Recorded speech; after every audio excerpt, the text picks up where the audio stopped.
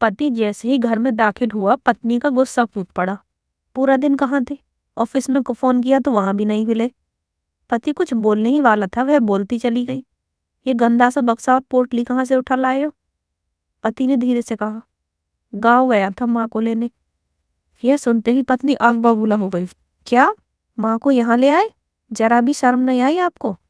अपने भाइयों के पास नहीं छोड़ सकते थे? यहाँ रहने में माँ को क्या तकलीफ थी? गुस्से में वह इतना बोल गई कि उसे यह भी ध्यान नहीं रहा कि उसके पीछे कोई खड़ा है। वह लगातार पति से झगड़ती रही।